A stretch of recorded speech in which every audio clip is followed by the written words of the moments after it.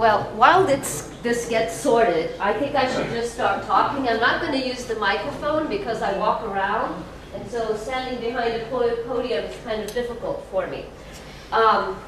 Statically behind a podium is difficult for me.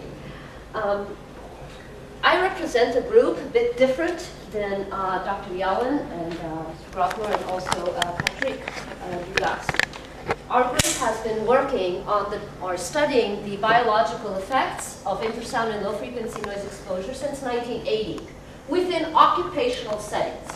So wind turbines for us is the last in a very, very long list of sources of infrasound and low-frequency noise that can affect your health, whether you're exposed occupationally or in your residence.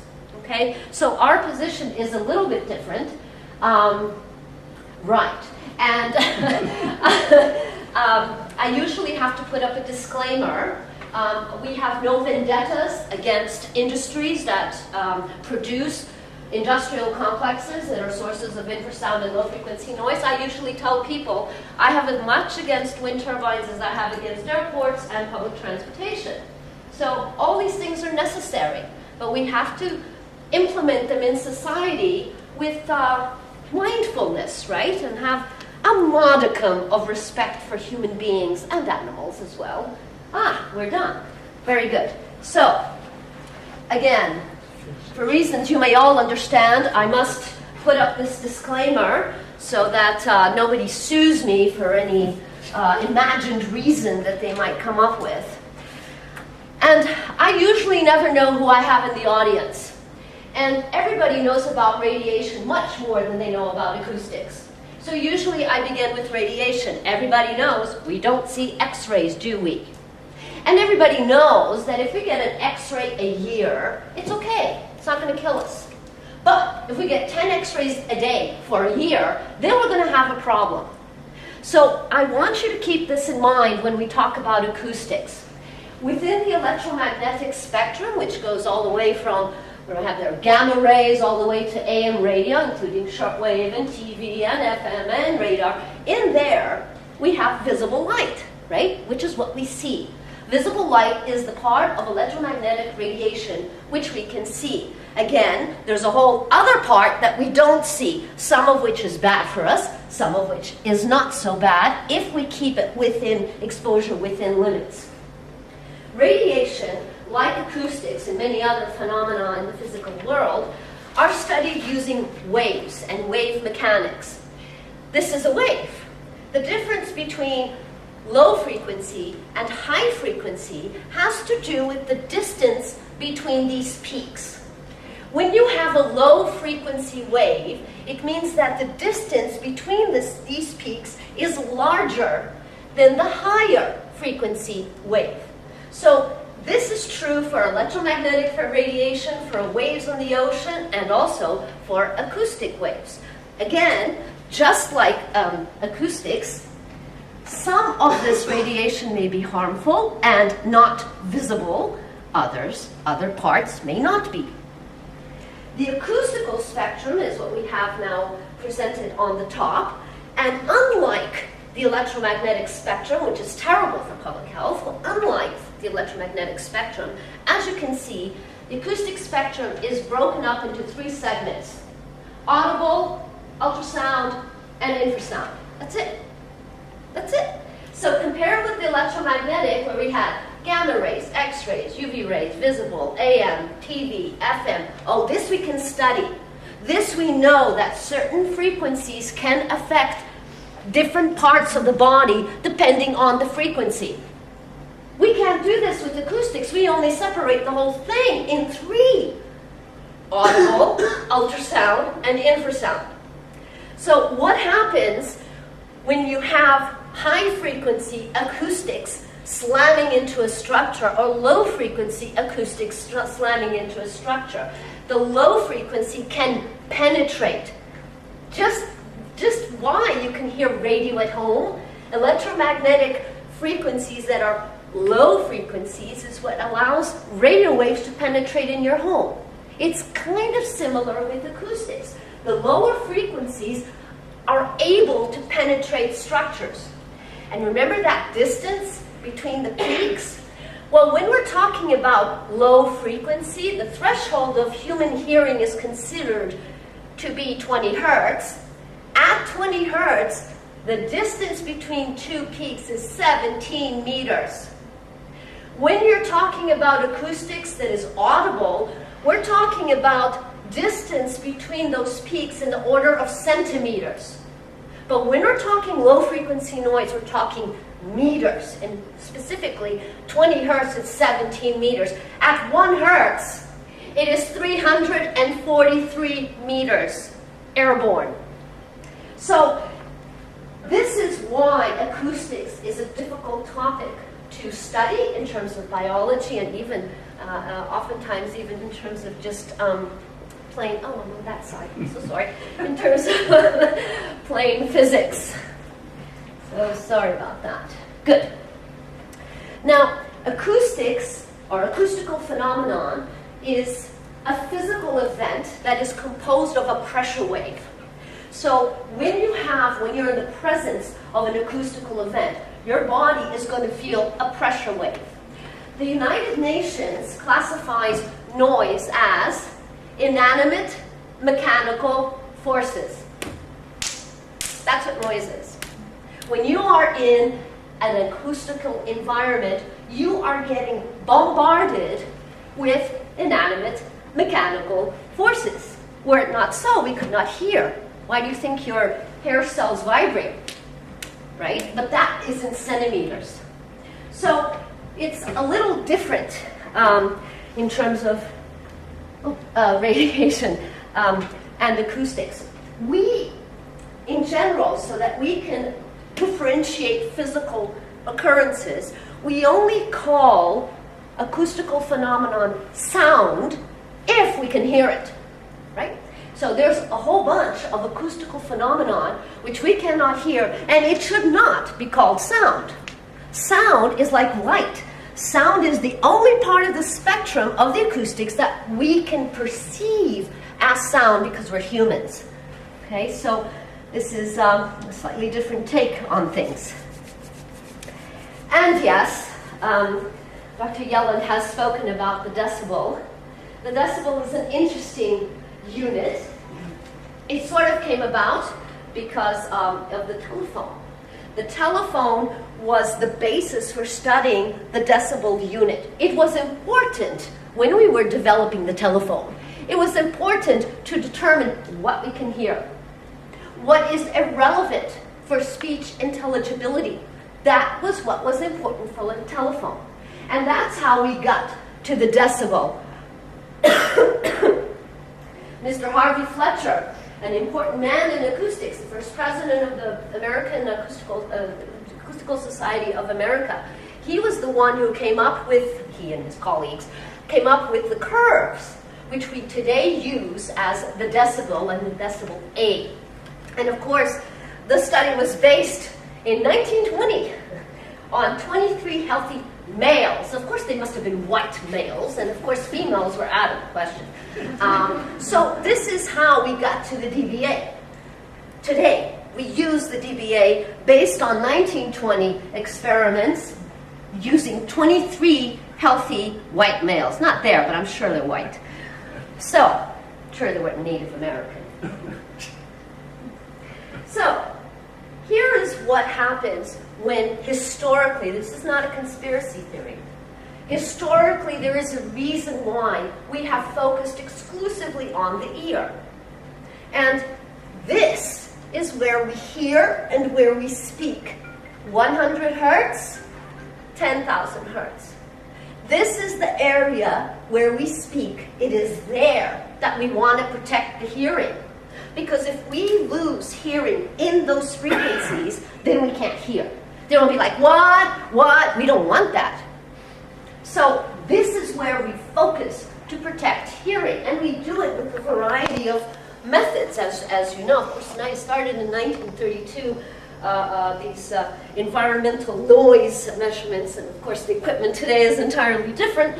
But to show that we have been worried about protecting hearing for people for a very long time. I think one of the earliest, more scientific works, excluding Pliny the Elder in ancient Greece. But one of the more recent works was in 1800s England, where they were worried about station masters' hearing because of the trains. So that's one of the most recent on this side of history scientific things. So here's the DBA, the infamous DBA. What does this mean? As you can see, where are we protecting hearing? From 100 to 10,000.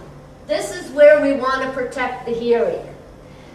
Look up there. See, now I can't reach. Oh, I have that thingy there, right? Let's see if this works. Patrick, you're going to help me if it doesn't, right? Oh, can you all see this little thing? No. No. Don't do it. I should do it. Don't do it. All right, I'm doing it. Okay, see how here it's flat? Let's take this little red dot all the way to the left. You see there's 0? What does that mean? That means that if we are measuring in the area that is flat, what I'm measuring with the machine and what is actually there, the difference is 0. Within those frequencies, what I am measuring with the machine and what is actually there is correct, and it is reflected by the machine. Let's go down to 10 hertz.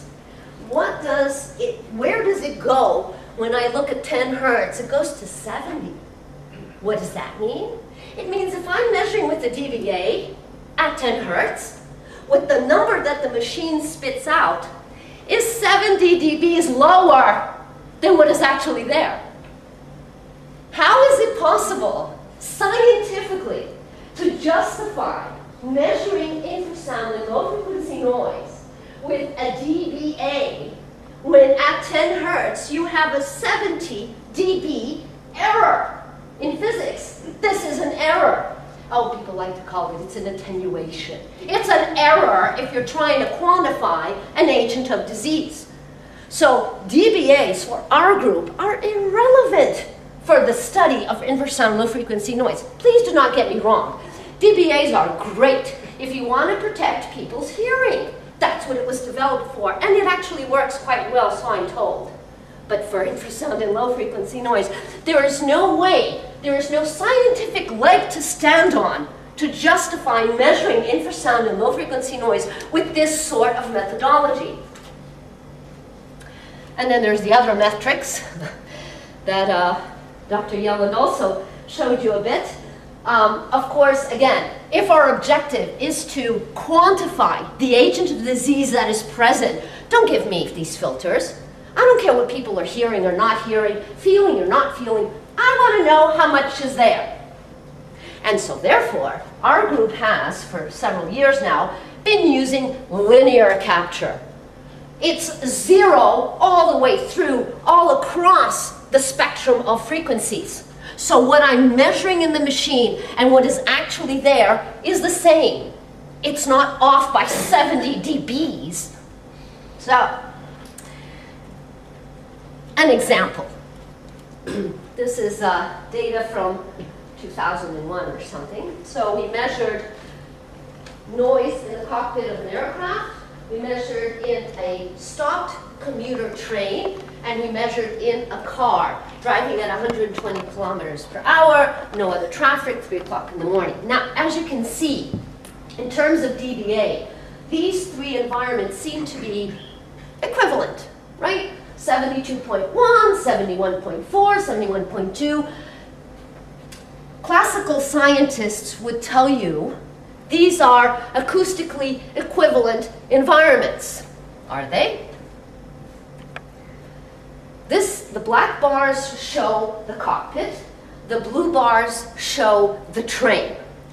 As you can see, in terms of the DBA, in terms of what we would hear if we were in these 2 environments, we would hear basically the same. But in terms of what we are exposed to, in the cockpit, I'm exposed to 83 linear. No A's, no B's, no C's, no G's. Linear, 0 across the board. And if I'm in the train, I'm exposed to 92. So I'm actually exposed to more acoustical energy in the train than in the cockpit. Now, let's look at the car. This is my car, guys. This is my Fiat Punto when it was new. And as you can see, again, when I am in the cockpit of a plane, or when I am in my car at 120 kilometers, 3 a.m., windows closed, radio off, I would hear the same. I would perceive the same acoustic environment with my ears, but my whole body would be exposed to much more acoustical energy in the car than in the cockpit. These are not acoustically equivalent environments. They may be for your ear, but they are not for your whole body, and they certainly aren't scientifically acoustically equivalent environments. This is the mink farm, the one with the aborted mink in that freezer. This is the mink farm. And we actually conducted measurements there recently, last December to be precise. As you can see, the home is close to 4 wind turbines, and we actually were studying the mink. The home has been abandoned, by the way. So we were studying the mink and the noise that the mink in the sheds are exposed to. I'm only presenting here the results of location 2 for the sake of time. On the left side of the screen, what you see is, in red, dBA measurements. On the left side of the screen, those red bars indicate what legislation wants you to measure. Still on the left side of the screen, the gray bars indicate what is actually there. So entirely different between what legislation tells you to measure and what is actually there. And this is with no wind turbine rotation. When I say no wind turbine rotation, it means I have video footage while the measurements are being conducted that there is no wind turbine rotation. So I'm not pulling this out of my hat. So what you see on this side is the difference in acoustic environment when they do rotate. Notice that what you would measure with legislation, meaning what is there in the red with the red bars, is slightly higher. But look at the gray. Look at the amount of acoustical energy that occurs when wind turbines are rotating and is not reflected in this dBA legislated measurement that they require you to measure. So, this is a problem. It is windier though. Pardon? It is windier. It is windier. It is windier. Could it be just the wind? Well, could it be just the wind? Kind of wonder. It's a valid question. That's why we have ceased to measure noise in dBA, third octave bands, and 10-minute averages. We have ceased to do this. This is what legislation requires. We are the scientists. We're not acoustic compliance measurers. Okay? We are the scientists. We want to quantify what is there. We want to know how much energy is there, and for how long, and at what frequency. So our new methodology of evaluating acoustical environments is the same exact measurements that I showed you in the previous slides. What you have here, time, from 0 to 600 seconds. So it's a 10-minute, not average. It's a 10-minute. It's kind of like this is the video and the one before is a snapshot. You can actually see this is without wind turbine rotation, and this is with wind turbine rotation. And if the noise was due to the wind, it would not be periodical. The temporal profile is what is essentially different between man-made mechanical noise and the ocean, the wind, volcanoes, earthquakes, enormous amounts, avalanches, enormous amounts of sources in the natural world that are producers of infrasound low-frequency noise, but not with the same temporal profile as mechanical engines, turbines, fans, many other things. So who cares, right? Can't hear it, it won't hurt you. Isn't that what they say? That's why you have DBAs, that's why all of this is going on. Well, we have been studying, and again, we started in occupational settings, we have been studying the effect of infrasound and low-frequency noise exposure among workers who have to be exposed to this type of noise. We've been doing it for some years. How did it all start? 1980, Dr. Castelo Branco is a pathologist and a colonel in the Portuguese Air Force. He becomes chief medical officer of one of the Portuguese Air Force aircraft maintenance and repair plants. And as chief medical officer, he visits all the workplaces of his workers whose health is now his responsibility. This is what physicians should do when they have the health of people their responsibility. You have to visit their workplace to see what is wrong, what could become a problem. In these visits, he witnessed what is called a run-up procedure of an aircraft. It's a military aircraft, jet. And so what it entails is after maintenance of the aircraft, you put the aircraft on the tarmac and you run all the possible engine regimes, and while quality control personnel go around the aircraft doing a checklist. Lots of noise there. Oh, but they give them the ear protectors, right? Isn't that great? They're totally protected. Have you ever been near an aircraft? Has anybody who's deaf been near an aircraft? Can you not feel it? Have you been to a club, a disco club, right? And you feel it, right? You don't have to hear anything, you feel it. Well, while he was watching, one of the workers, without purpose, started walking towards the exhaust of the jets. And a co-worker grabbed him. And Dr. Branco witnessed this. So when the runner procedure finished, he went to talk to the co-worker who had grabbed the other one. What happened there? You had to grab your colleague. What happened? Oh, said the worker, that happens sometimes. I don't know, we don't know what happens to them. But sometimes they go off. You know what? In the 60s, we had a guy, we did grab him and he died. This is not what a chief medical officer wants to hear of workers whose health is his responsibility. So he went back because automatisms, which is walking and doing things without purpose, automatisms can be of an epileptic nature. So Dr. Branco went back to the health facility and started looking through all the medical files of these aircraft technicians, and 10% had already been diagnosed with late onset epilepsy.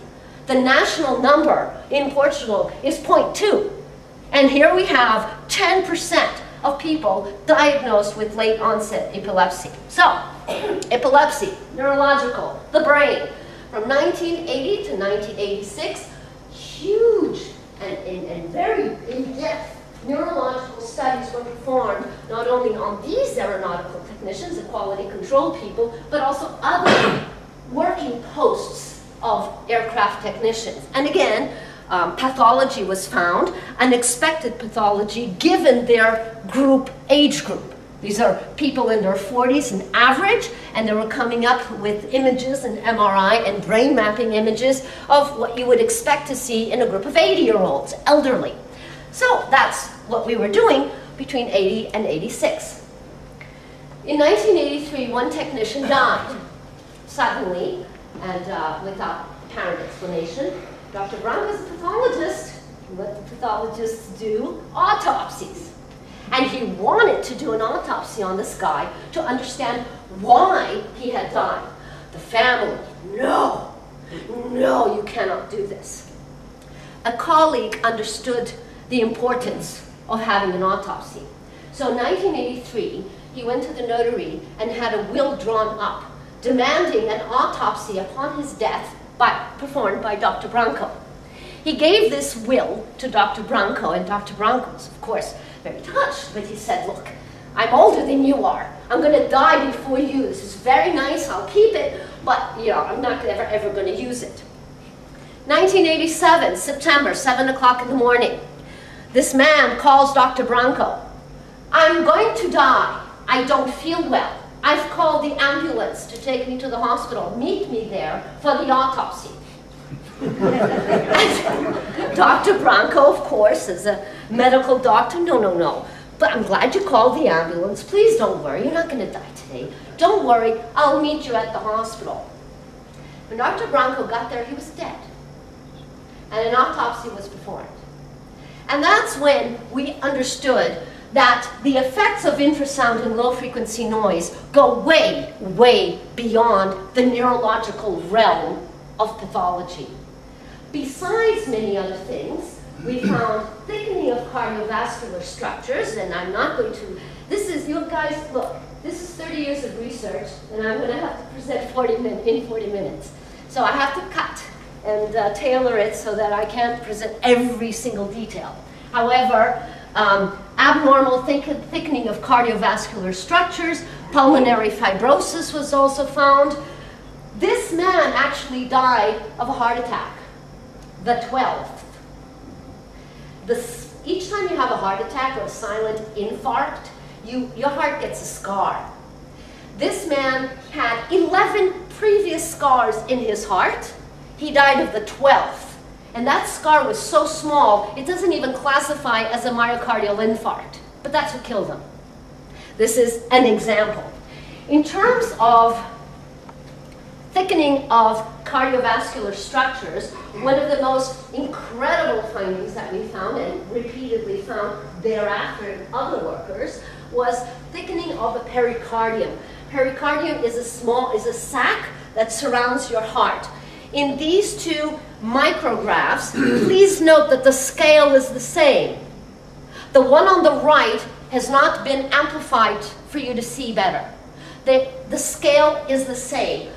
The one on the left comes from a man who had cardiac disease, not due to low-frequency noise exposure, but had cardiovascular disease and was recommended by the National Healthcare Service for cardiac surgery. That's why we got a piece of his pericardium in order to study it.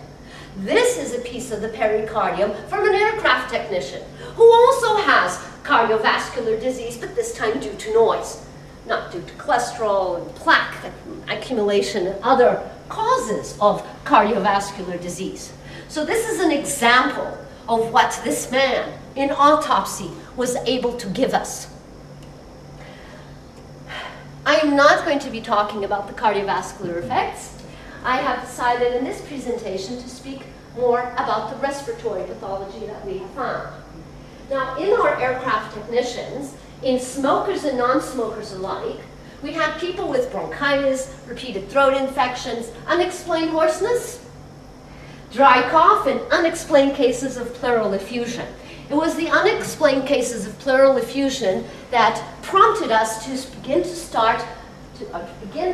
studying infrasound and low-frequency noise exposure in animal models, in rats. Nice, beautiful, white Wistar rats that are bred for laboratory reasons. So we don't get them out of the sewer.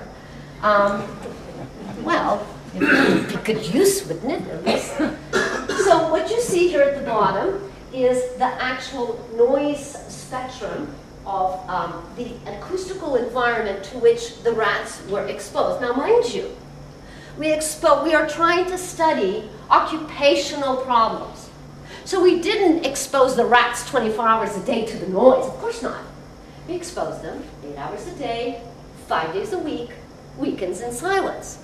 This is how you study the effect of a physical agent in occupational settings.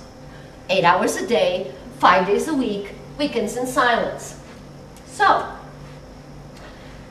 we found thickening. Okay, now inside your lungs you have the alveoli. The alveoli is where oxygen and CO2 gets exchanged. Well, those little sacs were thickened, like the pericardium. Again, I point out the scale of these two micrographs is exactly the same. One is not amplified for you to see better. And now look at the difference in the thickness of structures in the lung of the rats. They're not smoking. Rats don't smoke, so you can't even blame this on smoke. But one of the more interesting things that we found, this is a picture of the trachea of the rat. What is the trachea? Trachea is the airway here, which we took out, sliced, opened, and photographed. So what you're seeing is the surface over which air flows when it goes into the lungs. This is the normal rat. The this is the exposed rat. So this is pretty good evidence that something is going on. We find it hard to believe that it would be audible sound that would cause this. But this is what we found.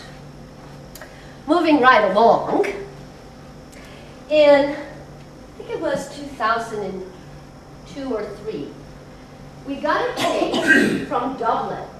A couple who had lived in a cul-de-sac, and all of a sudden the Dublin bus company decided to use this cul-de-sac as their turnaround. This was actually one of our first residential cases of infrasound and low-frequency noise exposure. Within 2 years, the woman had developed epileptic seizures. They looked up epilepsy and noise on the internet and found us and came to Portugal and had tests to determine whether or not they had vibroacoustic disease. Yes, we have medical tests for that. It's not a questionnaire. How annoyed do you feel? How distressed do you feel? No, we have tests. Medical, objective, diagnostic tests. So, the lady and her husband came. They were given the usual tests, which I'm not expanding on here. It's echocardiography, PCO2 test, and P300 test.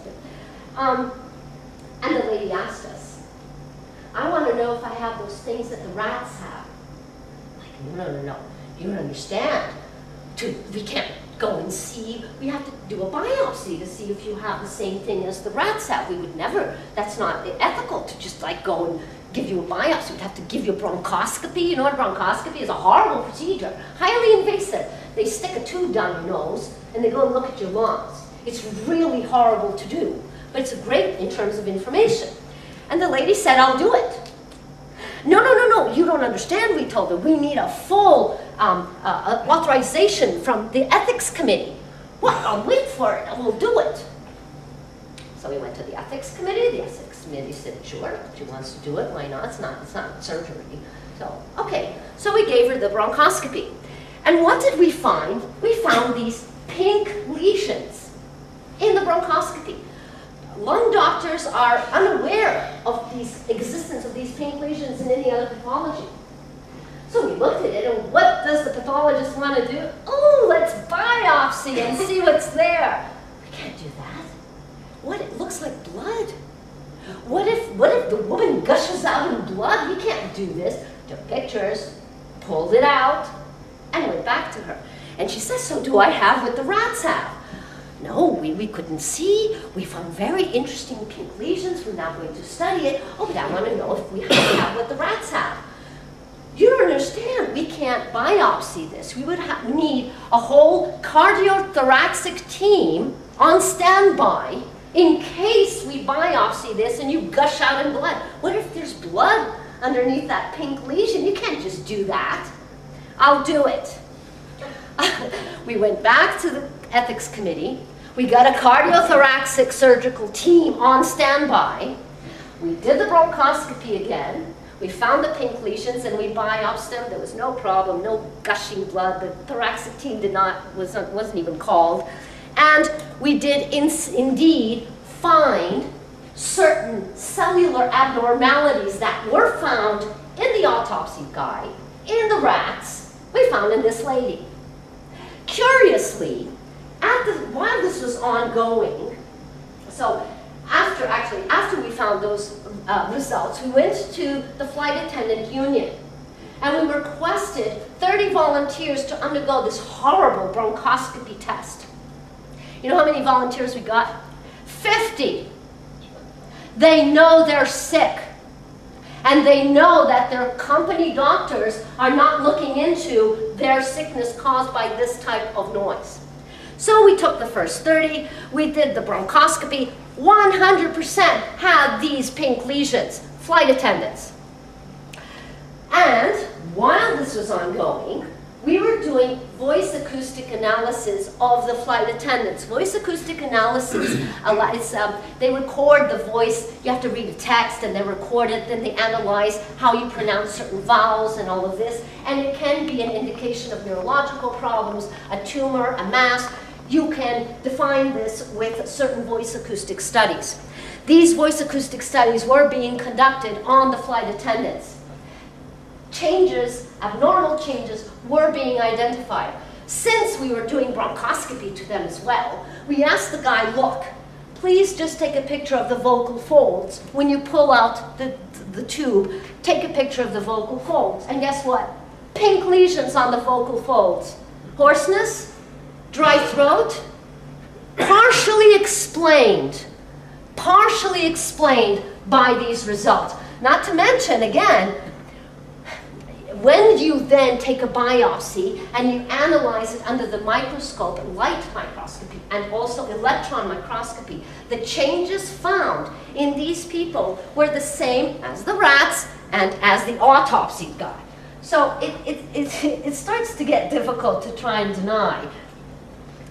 I have always the need to show you guys 2 slides of cell biology so you can understand why it is inanimate mechanical forces impacting or onslaughting onto your body can actually cause damage. Is that a cell? Is that what they tell you a cell is? A bubble with like floating things inside? That's what they taught us. Oh, a cell is like this bubble thing with floating things inside, vesicles and things like this. No, no, that's not a modern idea of a cell. This is a cell. A cell is constructed along tensegrity architecture. Tensegrity architecture means everything is interconnected with cables, if you want, and struts. So if I perturb the cell on this side, it's going to transduce that mechanical perturbation to all the other cells on the other side. That is what this type of biology, or this is how this type of biology explains what's happened to your bodies when you're in contaminated areas with low frequency noise. The 2 movies that you see are from the Ingber lab at Harvard University. Professor Ingber has been studying tensegrity architecture in cells since 1980. This is how a cell reacts when it gets hit with a mechanical perturbation, i.e. inanimate mechanical forces. This is how a cell reacts. So if you understand this, then you can make a connection and understand when you are in an environment with a lot of inanimate mechanical forces hitting your cell, hitting your body all over. It's not just your ears. It's going to hit your body all over. So that's it for cell biology. Infrasound and low frequency noise can have an effect on hearing. It is not your classical hearing loss. It is not your classical becoming hard of hearing. Not at all. People who are excessively exposed to infrasound and low frequency noise develop very tuned hearing. They can hear everything. People who lose their hearing, they come home, they want to hear television. What do? They put up the volume. They want to hear it. What does the people exposed to infrasound low frequency and infrasound low frequency noise do? They turn it down. They can't stand it. Completely different behavioral attitudes in people exposed to high-level audible hearing impairment sound and infrasound and low frequency noise. But hey, it's not only the humans. Guess what happened to the rats? So Wistar rats, those beautiful white ones, when you make the sound of a blown kiss, they tense up, they really don't like it, and they're like, where did that come from? After noise exposure, that's before noise exposure, after noise exposure, you make the same sound of a blown kiss, and they stand up on their hind legs, and they're shaking and they fall backwards. Entirely different than losing your hearing.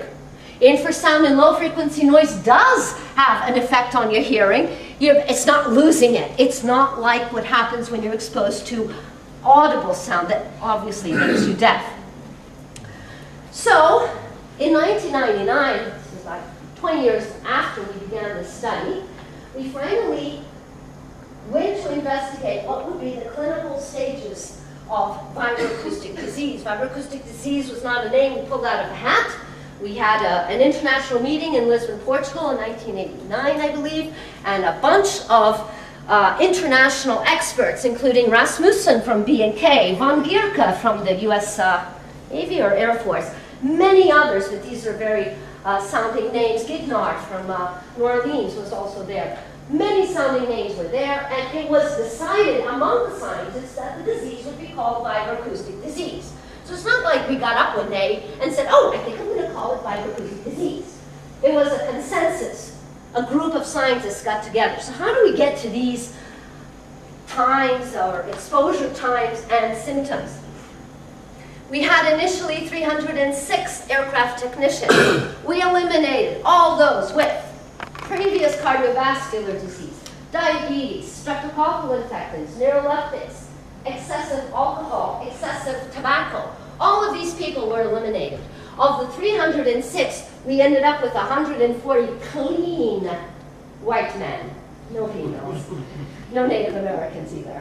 But this is for the symptom to be on this list, it means that 50% had developed this symptom after this time of occupational exposure. Now, we didn't go and ask them. We went into the medical records. Medical records which are kept by the Portuguese Air Force at the healthcare center since their beginning work, day one. So this is how we came up with this list. For it to be here, please note, 70 of the 140 men had this. Now, you think this is mutually exclusive, that like when you get to like 5 years of exposure, you stop having the throat infections and you stop having the bronchitis? Or maybe when you're at like 11 years of exposure, you stop having the blood in urine, you stop having the chest pain? Wrong. It's a summation. Just because you've gone on to the next stage doesn't mean that the prior symptoms are gone. They add on. It's always on top and on top and on top. And so now I ask you, imagine a man going to the doctor and complaining of all of this. Most doctors, they don't believe these people, and rightly so. People are complaining from almost every organ system in the body simultaneously. Many doctors have difficulty believing this, and with, rightly so. But if they give you the benefit of the doubt, they will send you in to get the routine tests. Routine tests will not come up positive in these patients. Electrocardiograms are normal. Your normal blood parameters, they're normal. Routine tests will not evidence any pathology in these men. And woe betide you if you're a female going to a doctor with all these complaints. Woe betide you. In court, in Dublin, the woman was accused, the one I spoke about, wanted to see if she had the same thing as rats. She was accused of being a hysteric. She was at home, she was retired, all her kids were out of the house, she had nothing better to do than to get on the internet and invent a disease. This was said in court. She was a hysteric.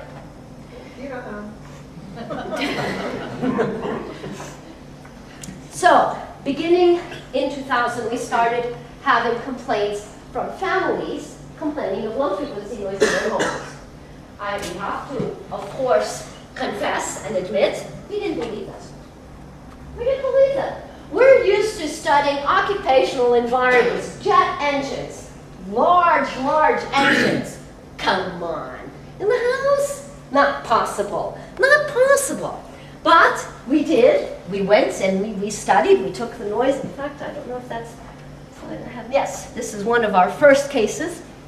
As you can see, the left picture on the top is the view of the veranda of the home. The river that you see is the River Tagus, and on the other side of the river, that big monstrosity is a cereal silo. So the ships come, the silos suck up the cereal from the ship, and then another ship comes and they put it back into the other ship. During these procedures, the house vibrates. So we went there and we measured noise. We did not believe that this could be a problem. We're used to much larger levels of noise. How could this possibly be a problem? But we measured it, and we gave the usual diagnostic tests to the family. They're all sick. They all came back positive. We couldn't understand why until we understood. These people are living in this. It's not 8 hours a day, 5 days a week, weekends in silence.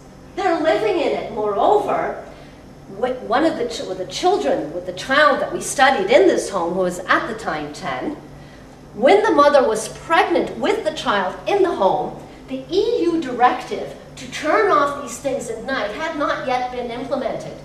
So this thing was working day and night, 24/7, during the pregnancy of the child. We found heart pathology in this 10-year-old child that is only comparable to our 60-year-old military pilots. All this information has been published. And now what we're all here for, right? Wind turbines. Is that what you're all here for? You know that wind turbines is only one in a very long list of infrasound and low-frequency noise sources. This is our case in Portugal. The home was surrounded by 4 wind turbines. The home was owned. The man still lives there. The family has abandoned, but he still lives there. He is a bullfighter, and he used to raise bulls for bullfighting and thoroughbred Lusitanian horses also for bullfighting. So when these 4 were put up in November of '06, you know, it's the same shenanigans. Oh, this is great. This is green energy. I'm going to help the world. Well, within a week, they were noticing that there was a lot of problems with trying to get to sleep. The 2 adults and the 2 children that were in the home, they started having complaints. And they only took action when finally in March, so 6 months later, they received a letter from the child's teacher asking them, what the hell's wrong with this child? He's a straight-A student, has no energy for anything right now, not even for physical education. And this is the point where this family contacted us. And they contacted us complaining of inability to obtain restful sleep, increased irritability. The dogs and the horses were having very, very odd behaviors. Oh, by the way, the ants disappeared. No ants in the house. And they described it like an airplane flyover that never ends. So we went there. We measured the noise as we usually did. No dBAs, in 3rd octave bands down to the lowest possible of the machine. And as you can see by the graph, when the wind turbines were rotating, there was an increased amount of acoustical energy in the low frequency bands. These measurements were not taken by our team. We are not accredited acousticians. We don't go around checking compliance. We're scientists. This data was obtained by an accredited firm for which the property owner paid extra to have them get this data because legislation doesn't require it.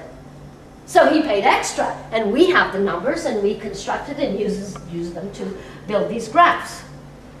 In terms of the clinical evaluation, one of the tests that you do is the P300. Basically, it measures the time it takes your brain to respond to a stimulus.